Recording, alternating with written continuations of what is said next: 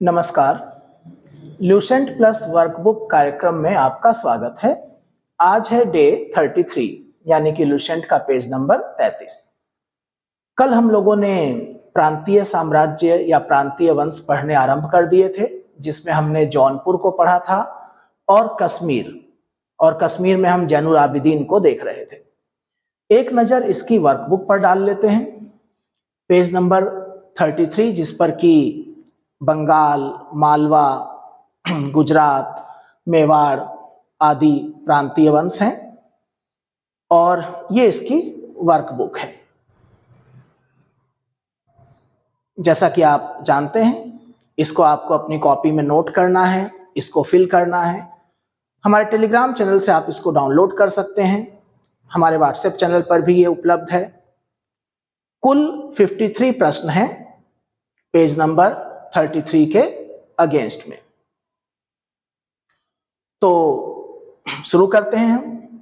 जैसा कि मैंने बताया, कल हम कश्मीर में जैनुल आबिदीन को पढ़ रहे थे और जैनुल आबिदीन के बारे में जो अंतिम जानकारी थी कल पेज नंबर 32 पर, वो थी श्री भट्ट के बारे में। श्री भट्ट उसका मिनिस्टर था और साथ ही साथ दरबारी चिकित्सक भी था।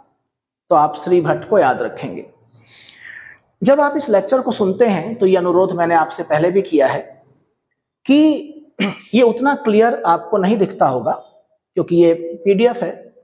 तो आप बुक अपने पास रखें, ल्यूसेंट को आप ओपन करके रखें पेज नंबर 33 को, ताकि जो मैं बोल रहा हूं इसमें से जो देख करके आपको समझा रहा हूं, आप साथ साथ उसको देख सकें, वो ज्यादा बेहतर होगा। तो श्री भट्ट जो है वो जैनुल आबिदीन का मिनिस्टर है और दरबारी चिकित्सक है। वुलर झील में जैना लंका, जो कि एक द्वीप है, इसके समय की जो इंजीनियरिंग है, अभियांत्रिकी है, उसका उत्कृष्ट नमूना है। जैनुल आबिदीन फारसी, संस्कृत, कश्मीरी, तिब्बती बहुभाषी था। हमने फिरोज को देखा था बहमनी राजवंश में, जो तेलुगु, कन्नड़, मराठी, अरबी, तुर्की, फारसी का ज्ञाता था। जैनुल आबिदीन भी बहुत सारी भाषाओं का ज्ञाता था और उसने महाभारत और राजतरंगिणी को फारसी में अनुवाद करवाया। इस तरह के प्रश्न बहुत महत्वपूर्ण हैं। जैनुल आबिदीन के बाद हमारे पास कश्मीर में बताने के लिए कुछ रहता नहीं है। अगला जो प्रांत है, जो दिल्ली सल्तनत से टूट करके एक स्वतंत्र क्षेत्र बना, वो है बंगाल। बंगाल का जिक्र दिल्ली सल्तनत में जब कुतुबुद्दीन ऐबक अपना साम्राज्य बढ़ा रहा है, बल्कि ये कहिए कि मोहम्मद गौरी जब भारत में अपना साम्राज्य बढ़ा रहा है, तो बंगाल का जिक्र होता है। बख्तियार खिलजी, इख्तियारुद्दीन मोहम्मद बिन बख्तियार खिलजी ने बंगाल को दिल्ली सल्तनत में मिलाया था। उस समय सेन वंश का शासन था बंगाल में, नदिया उनकी राजधानी थी। गयासुद्दीन तुगलक ने बंगाल को 3 भागों में विभाजित किया: उत्तर बंगाल लखनौती, पूर्वी बंगाल सोनारगांव और सतगांव दक्षिण बंगाल। हाजी इलियास ने बंगाल के इस विभाजन को समाप्त किया और शमसुद्दीन इलियास शाह के नाम से बंगाल का शासक बना। पांडुआ, ये प्रश्न पूछा जा चुका है पहले कि पांडुआ में अदीना मस्जिद का निर्माता कौन था? सुल्तान सिकंदर शाह। बंगाल का एक अन्य शासक गयासुद्दीन आजम शाह अपनी न्यायप्रियता के लिए प्रसिद्ध है। अलाउद्दीन हुसैन शाह के समय में राजधानी को पांडुआ से गौड़ स्थानांतरित किया गया। गौड़ एक अन्य नाम है जो प्राचीन काल में बंगाल के लिए मिलता है। महाप्रभु चैतन्य अलाउद्दीन के समकालीन थे और अलाउद्दीन ने ही सत्यपीर नामक आंदोलन की शुरुआत भी की थी अलाउद्दीन के शासनकाल में ही। तो अलाउद्दीन के बारे में देखिए, कई जानकारियां हैं यहां पर। अलाउद्दीन हुसैन शाह राजधानी को पांडुआ से गौड़ शिफ्ट किया, सत्यपीर आंदोलन शुरू किया, महाप्रभु चैतन्य उसके समकालीन थे। और उसी के शासनकाल में मालाधर बसु ने श्री कृष्ण विजय नामक ग्रंथ की रचना करी। गुणराज खान की उपाधि इनको दी गई थी और इनके पुत्र को सत्यराज खान की उपाधि दी गई थी। गौड़ में बड़ा सोना और कदम रसूल मस्जिद का निर्माता नसरुद्दीन नुसरत शाह है। तो बंगाल के बारे में ये थोड़ी सी जानकारियां यहां पर हैं।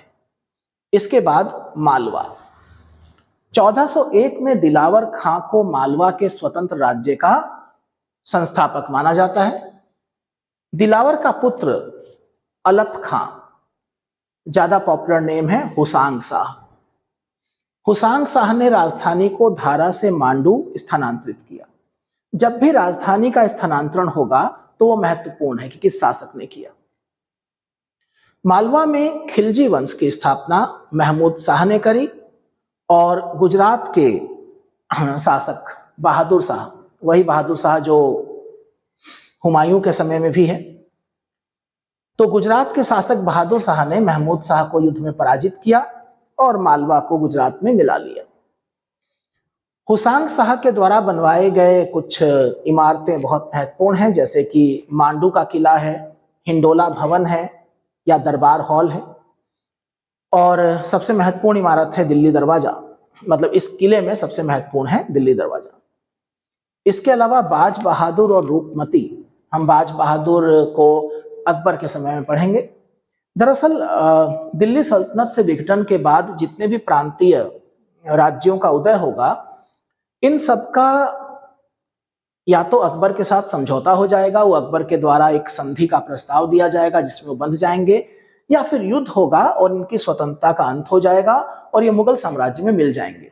तो इन सभी राजवंशों के कम से कम जो अंतिम शासक हैं वो एक बार हम मुगल काल में फिर से पढ़ेंगे। उनमें बाज बहादुर भी है। बाज बहादुर और रूपमती का महल सुल्तान नसरुद्दीन शाह द्वारा निर्माण करवाया गया। जहाज महल गयासुद्दीन खिलजी ने मांडू में बनवाया और कुस्क महल को महमूद खिलजी ने फतेहाबाद नामक स्थान पर बनवाया।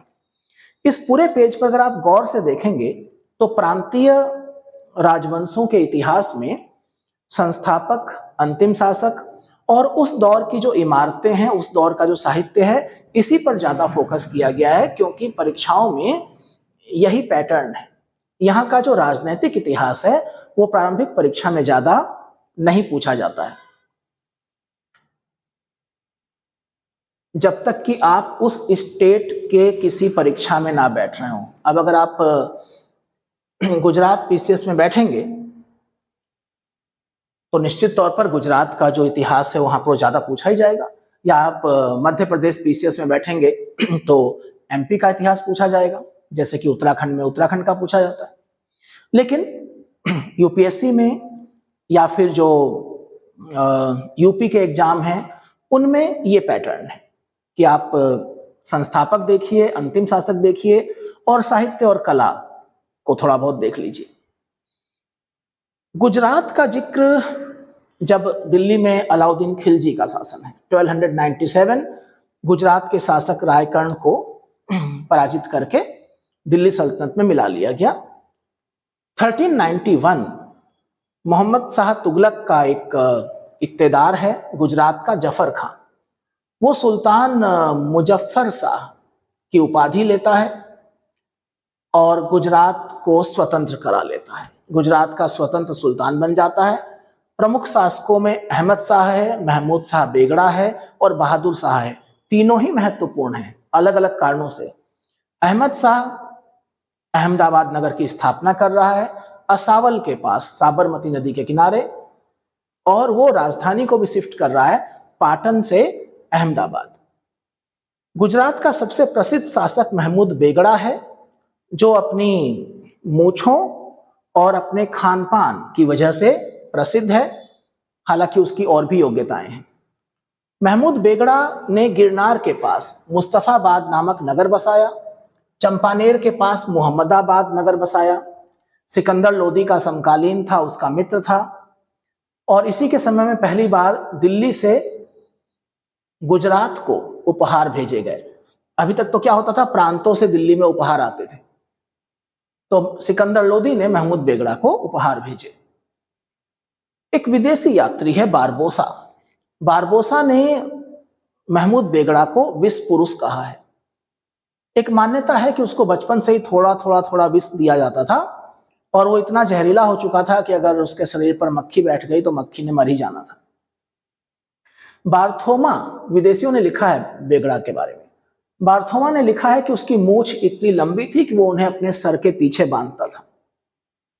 उदयराज बेगड़ा का दरबारी कवि है और उसने सुल्तान की प्रशंसा में महमूद चरित लिख डाला। एक ब्राह्मण मलिक गोपी बेगड़ा का मुख्यमंत्री था। तो महमूद बेगड़ा के बारे में यहां पर हमारे पास कई जानकारियां हैं। इसके बाद बहादुर शाह। बहादुर शाह और हुमायूं के बीच में संघर्ष हुआ था जिसमें बहादुर शाह की पराजय हुई थी और हुमायूं की यह बड़ी उपलब्धि मानी जाती है कि उसने गुजरात के शासक को पराजित किया।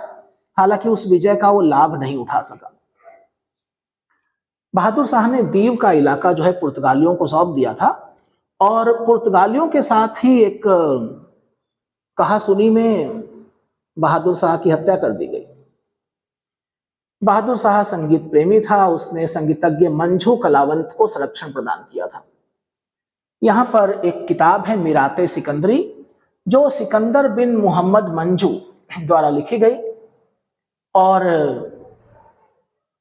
गुजरात के सामाजिक सांस्कृतिक जीवन का लेखा जोखा है इस किताब में, मीरात ए सिकंदरी।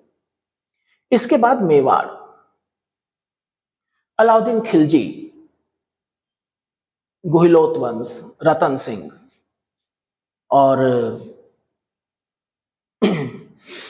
मेवाड़ को दिल्ली सल्तनत में मिलाया गया। हालांकि दिल्ली सल्तनत में जितने भी शासक हुए अगर वो स्टेबल नहीं हो पाए, स्थिर नहीं हो पाए, तो बहुत बड़ा कारण था राजपूताना और मेवाड़ जैसे राज्यों के द्वारा किया गया प्रतिरोध। राजपूताने ने गुलामी नहीं स्वीकार करी। इसीलिए जब अकबर गद्दी पर बैठेगा मुगल राजवंश में तो उसको योजना बदलनी पड़ेगी। उसकी समझ में आएगा कि जैसे पूरी दिल्ली सल्तनत 1206 से 1526 तक लगभग 300 साल राजपूतों से लड़ते लड़ते ही खत्म हो गई, तो उसने योजना बदली कि नहीं, सीधे सीधे लड़ाई नहीं करनी। तो गुहिलोत राजवंश के रतन सिंह को पराजित करके मेवाड़ को दिल्ली सल्तनत में मिलाया गया। गुहिलोत वंश की एक शाखा सिसोदिया वंश बताई जा रही है जिसके शासक है हमीर देव और मोहम्मद तुगलक के समय में मेवाड़ लगभग स्वतंत्र हो चुका था। राणा कुंभा ने 1448 में चित्तौड़ में एक विजय स्तंभ की स्थापना करी थी।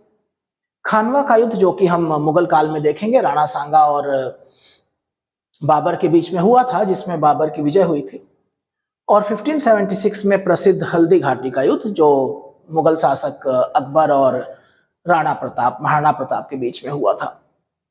चित्तौड़गढ़ राजधानी थी। 1615 जहांगीर जो कि अकबर का पुत्र था और अमर सिंह, राणा अमर सिंह जो कि महाराणा प्रताप के पुत्र थे, इनके बीच में एक संधि हो जाती है और मेवाड़ मुगल संधि और बाकी राजपूताने के राज्यों की तरह मेवाड़ भी मुगलों के सबऑर्डिनेट हो जाता है। तो एक बार हम वहां पर पढ़ेंगे कि वो संधि क्यों हुई थी, क्या उसकी शर्तें थी। जहांगीर की बहुत बड़ी उपलब्धि मानी जाती है मुगल मेवाड़ संधि या मेवाड़ को अपने साथ मिला लेना, क्योंकि अकबर की पूरी जिंदगी चली गई मेवाड़ को अधीन करने में, कर नहीं पाया। खानदेश, मलिक अहमद राजा फारूकी खानदेश का संस्थापक, राजधानी बुरहानपुर, सैनिक मुख्यालय असीरगढ़ था। और जब आप एक फैक्ट पढ़ते हैं कि अकबर की अंतिम विजय 1602 में असीरगढ़ की थी, तो वो यही असीरगढ़ है।